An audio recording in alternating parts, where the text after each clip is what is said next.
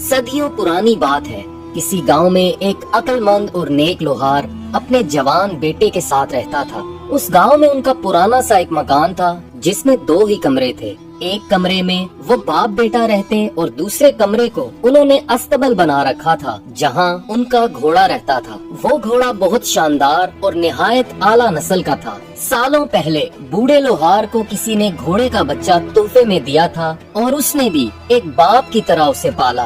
وہ ہمیشہ کہتا تھا اس کا ایک نہیں 2 بیٹے ہیں۔ جب وہ گھوڑا جوان ہوا تو چاروں اور اس کی خوبصورتی کی دھوم مچ گئی۔ دور دور سے لوگ اسے دیکھنے آتے اور اس کی تعریف کیے بنا رہ نہ پاتے۔ کچھ عرصہ گزرا تو ساتھ والے گاؤں کے ایک رئیس کو بھی اس گھوڑے کی خبر ملی۔ اسے گھوڑے پالنے کا بہت شوق تھا۔ ایک دن وہ لوہار کے گھر آیا اور گھوڑے کو دیکھ کر اس قدر متاثر ہوا کہ اس نے بوڑھے کو بلایا اور اسے منہ مانگی قیمت کی پیشکش کی۔ لوہار نے معذرت کرتے ہوئے کہا، یہ گھوڑا نہیں میرا بیٹا ہے اور اپنی اولاد کو کوئی فروخت نہیں کرتا۔ وہ رئیس مایوس ہو کر لوٹ گیا، لیکن جاتے جاتے بوڑھے لوہار کو برا بلا کہتا رہا۔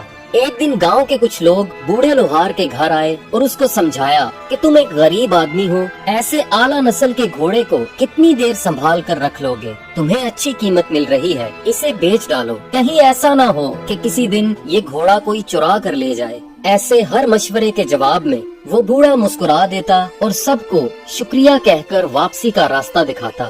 بوڑھے لوہار کی ایک عادت تھی کہ وہ درویش لوگوں کی بہت عزت کرتا تھا اور جب بھی کوئی ایسا بزرگ نظر آتا تو اس سے معرفت اور دانائی کی باتیں سیکھتا۔ ایک دن ساتھ والے گاؤں کے اسی رئیس نے لوہار سے گھوڑا حاصل کرنے کی ایک ترکیب سوچی۔ اس نے ایک بوڑھے شخص کو درویش کے روپ میں ڈھال کر لوہار کے پاس بھیجا۔ وہ نقلی درویش جب لوہار کے سے کہنے لگا، میں اس گھوڑے سے متعلق ایک پرانا راز جانتا ہوں۔ یہ گھوڑا دراصل ایک قدیم نسل سے تعلق رکھتا ہے اور یہ صرف خاص اور امیر لوگوں کو ہی راس آتا ہے۔ اس نے مزید ڈرایا کہ اس نسل کے گھوڑے گھر کے جوانوں کی موت کا سبب بنتے ہیں۔ جاتے جاتے اس نقلی درویش نے لوہار کو خبردار کیا، ایسے گھوڑے ہمیشہ اپنے مالک کے نصیب کو بدلتے ہیں، لیکن نصیب کبھی سیدھی لکیر میں نہیں چلتا۔ لوہار نے بزرگ کی بات کو غور سے سنا اور کہنے لگا، جو کچھ میرے نصیب میں ہے وہ اللہ بہتر جانتا ہے، اس لیے میں اپنے فیصلے اللہ کی رضا پر چھوڑتا ہوں۔ اگر یہ گھوڑا واقعی آزمائش کا سبب ہے تو میں اس کا سامنا کرنے کے لیے تیار ہوں، لیکن میں اسے کسی قیمت پر فروخت نہیں کروں گا کیونکہ میں نے اسے اپنے بیٹے کی طرح پالا ہے۔ اس نقلی درویش کی بھی کوشش ناکام رہی اور وہ مایوس ہو کر لوٹ گیا۔ چونکہ لوہار درویشوں کی باتوں کو بہت سنجیدہ لیتا تھا، اس لیے جب وہ وہاں سے چلا گیا تو اس کے دل میں اس درویش کی باتوں نے ایک ہلچل پیدا کر دی۔ وہ سوچ میں پڑ گیا کہ کیا واقعی اس گھوڑے کے ساتھ کوئی ایسا راز جڑا ہوا ہے جس کا اسے علم نہیں۔ پھر ایک ایسا دن آیا جب وہ اور اس کا بیٹا حسب معمول صبح اٹھے تو دیکھا کہ ساتھ والے کمرے کا دروازہ کھلا ہوا تھا اور گھوڑا وہاں سے غائب تھا۔ پریشان ہو کر وہ دونوں آس پاس دیکھنے لگے مگر کوئی سراغ نہ ملا۔ بوڑھے لوہار نے اپنے بیٹے کو گھوڑے کی تلاش میں بھیجا۔ وہ کئی دن جنگلوں اور پہاڑوں میں بھٹکتا رہا لیکن گھوڑے کا کوئی نام و نشان نہ تھا۔ جب وہ گھر واپس لوٹ رہا تھا تو دوسرے گاؤں کے رئیس نے اپنے کچھ کارندے بھیجے اور انہوں نے لوہار کے بیٹے کو پکڑ لیا اور اسے بہت مارا پیٹا۔ جب گاؤں والوں کو ان واقعات کا پتہ چلا تو وہ افسوس کرنے اس کے گھر آئے۔ جن لوگوں نے لوہار کو گھوڑا بیچنے کا مشورہ دیا تھا انہوں نے جھٹ سے اسے تانا دیا کہ تمہیں سمجھایا تھا گھوڑا بیچ دو، لیکن تم اس وقت اپنی اکڑ میں تھے اور ہماری بات نہ تمہاری بدقسمتی پر افسوس ہی کر سکتے ہیں کہ گھوڑا بھی گوا بیٹھے اور بیٹا بھی زخمی ہو گیا۔ لوہار ان سب کی باتیں سنتا رہا، پھر بڑے اطمینان سے بولا، بھائیو تمہارا بہت بہت شکریہ کہ تم سب میرے پاس آئے اور ہمدردی کا اظہار کیا، مگر مجھے یہ بات سمجھ نہیں آئی کہ اس میں بدقسمتی کہاں سے آ گئی۔ یہ درست ہے آج صبح وہ گھوڑا اپنے کمرے سے غائب تھا اور اسے ڈھونڈتے ہوئے میرے بیٹے کو بھی زخمی کیا گیا۔ اس حد تک تو بات درست ہے، مگر اس کے بارے میں ابھی سے تم لوگوں نے یہ کیسے طے کر لیا کہ یہ سب میری بدقسمتی ہے؟ گاؤں والے اس کی بات سن کر بڑے حیران ہوئے اور آپس میں کہنے لگے، شاید صدمے کی وجہ سے بڈھے کا دماغ سٹھیا گیا ہے۔ یہ بدقسمتی نہیں تو اور کیا ہے کہ ہزاروں کی مالیت کا گھوڑا بھی چوری ہو گیا اور بیٹا بھی زخمی ہوا۔ بڑبڑاتے ہوئے وہ سب لوگ وہاں سے واپس چلے گئے۔ इस बात को अभी 3 दिन गुजरे थे कि अचानक वो घोड़ा घर वापस लौट आया। जब वो घर में दाखिल हुआ तो अकेला न था, बल्कि अपने साथ वो जंगल से सेहतमंद और आला नस्ल के 5 घोड़े और भी ले आया। पूरे इलाके में इस खबर की धूम मच गई। लोग आकर बूढ़े लोहार को मुबारकबाद देने लगे। जो लोग उसे घोड़ा गुम हो जाने पर ताने देते रहे, उन्होंने एतराफ किया कि हमने उस रोज गलत बात की थी। घोड़े का चले जाना दरअसल तुम्हारी बदकिस्मती नहीं बल्कि खुशकिस्मती थी। देखो, आज एक की जगह तुम 6 घोड़ों के मालिक बन गए हो। लोहार ने हैरत से ये तबसरे सुने और कहने लगा, भाइयों, मुझे एक बार फिर तुम्हारी बातों की समझ नहीं आई। ये दुरुस्त है कि मेरा घोड़ा वापस आ गया और वो अपने साथ 5 घोड़े और भी ले आया, मगर इसमें खुशकिस्मती की बात कहाँ से आ गई? गांव वाले ये सुनकर अपना सा मुंह लेकर रह गए और कहने लगे, बुढ़ा 6 घोड़ों का मालिक क्या बना, ये तो घुमंडी हो गया। ये कहने के बाद वो सब लोग वहाँ से वापस लौट गए। लोहार और उसके बेटे पर अब काम की जिम्मेदारी बढ़ गई थी, क्योंकि एक की बजाय उन्हें अब 6 घोड़ों की देखभाल करना थी। कुछ दिनों बाद एक अजब वाकया पेश आया। बूढ़ा लोहार और उसका बेटा घोड़ों के साथ थे कि जंगली घोड़ा बिगड़ गया और उसने जोरदार झटका देकर लोहार के बेटे को जमीन पर गिरा दिया। गिरने की वजह से उसकी एक टांग टूट गई। लोहार ने सब्र से काम लिया, लेकिन उसे उस दरवेश की बातें याद आने लगी।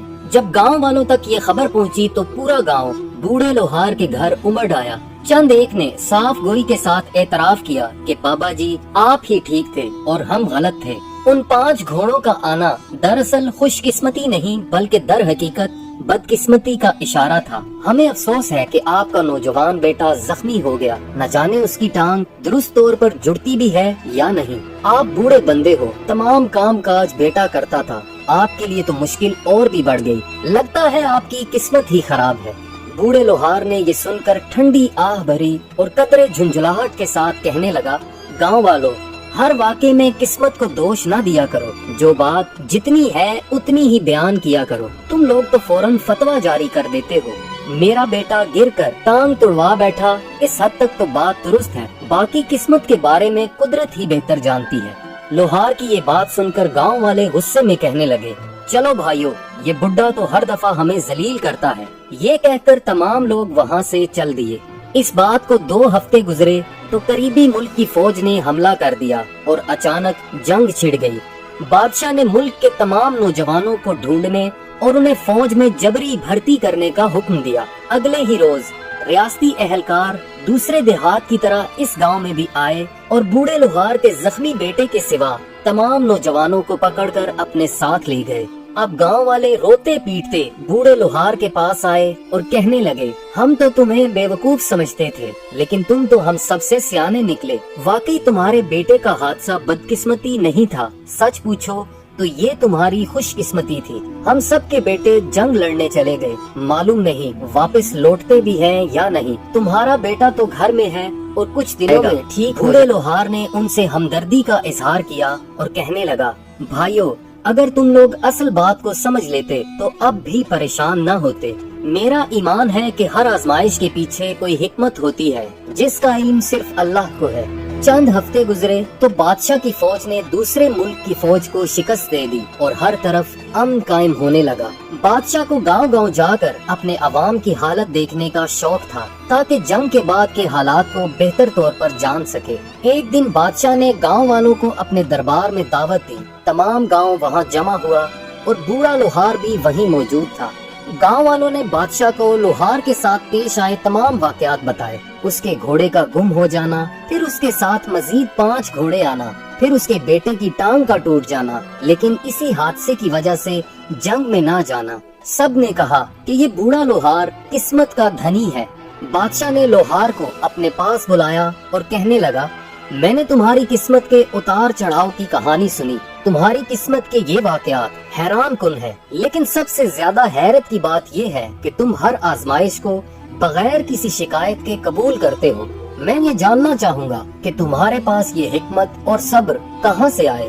बूढ़े लोहार ने बादशाह के सामने सर झुकाया और कहने लगा, बादशाह सलामत, मेरी हिकमत मेरी आजमाइशों का नतीजा है। मैंने अपनी जिंदगी से सीखा है कि हर वाकया, चाहे वो बज़ाहिर खुशी का हो या गम का, दरअसल एक इम्तिहान होता है। ہمیں نہ تو خوشی میں مغرور ہونا چاہیے اور نہ ہی غم میں مایوس، کیونکہ اللہ کی رضا میں راضی رہنا ہی دراصل حقیقی خوش قسمتی ہے۔ بادشاہ لوہار کی باتوں سے بہت متاثر ہوا اور کہنے لگا، تمہارے صبر اور حکمت کی وجہ سے میں تمہیں یہ انعام دیتا ہوں کہ میں تمہیں تمہارے گاؤں کا سردار مقرر کرتا ہوں، اور اس کے ساتھ ایک مکان، گھوڑوں کا استبل اور گھوڑوں کی نگرانی کے لیے 6 کارندے بھی مقرر کرتا ہوں۔ بوڑھے لوہار نے بادشاہ کا شکریہ ادا کیا اور کہنے لگا، بادشاہ سلامت، آپ کا یہ انعام میرے لیے بہت بڑا ہے، لیکن میری خوشی اسی میں ہے کہ آپ نے جو بھی عطا کیا اسے اللہ کی رضا سمجھ کر قبول کروں۔